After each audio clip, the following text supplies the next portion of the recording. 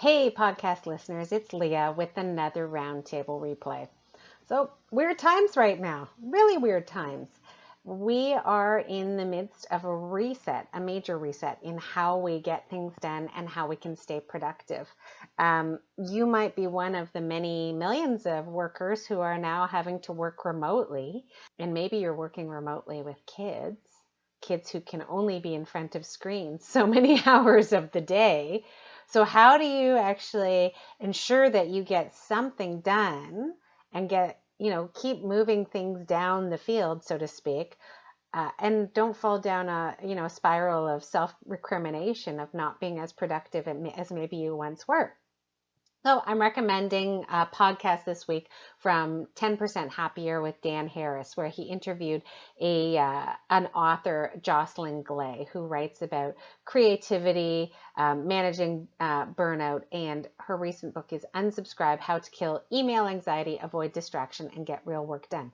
I have to say that kind of encompasses probably a lot of everybody's life right now, as there are lots of virtual distractions, perhaps a heightened state of anxiety, and people are trying to figure out how to get things done. So what were the big takeaways? Well, one is that there's a flywheel effect in terms of productivity when you break things down into small chunks. So this is not going to be rocket science for those of you out there who are project managers. You know all about taking a big goal and breaking it down into its discrete deliverable parts.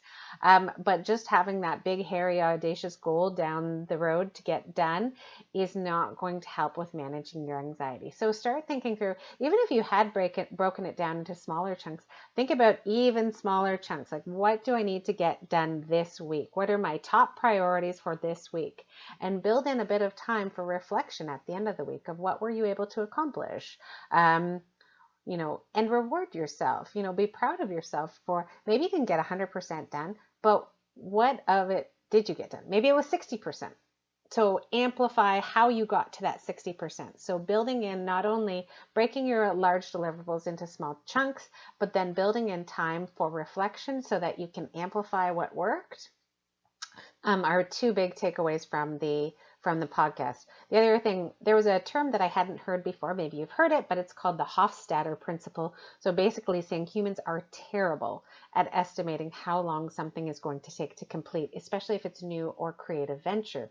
So have a little bit of self-compassion for the process. What Glei calls it is practicing tender discipline versus self-criticism. So don't fall down that spiral of self-recrimination of, oh God, I'm such a screw up. Why can't I get myself together? Why can't I focus? I just want to sit and, binge on Netflix. No, obviously binging on Netflix is not going to help with productivity, but you need to look at what is working and amplify that. So the other big takeaway was building in white space for that reflection. So you probably actually have a lot more white space in your calendar nowadays. So use that as an opportunity. How can you actually build in time to reflect on what's working well and amplify that for the next week? I will say as a takeaway for what we do with our teams at Roundtable is every Monday we have a stand-up, a 15-minute stand-up, where we go around and everyone talks about their big win from the prior week. And maybe their big win is something on a personal basis, but the thing that they're most proud of from the prior week and the 3 things that they need to get done for the week going ahead, and what help they need from the team. So why do we do this? Why do we actually start on the positive, on the thing that they're most proud of from the week before? Because it taps into networks within the brain that reinforce momentum and help people keep going and have some resilience for what needs to get done. We again talk about just those 3 priorities for the week ahead so that we are focused. We know the longer term goals, but we focus in on a week by week basis and then have those meetings on a monthly and quarterly basis to keep our focus on the big, hairy, audacious goals. So I'm happy to chat about that further, but in the meantime, listen to the podcast, 10% Happier with Dan Harris. I hope you stay productive. I hope you stay focused. And I will come to you soon with another Roundtable replay. Bye for now.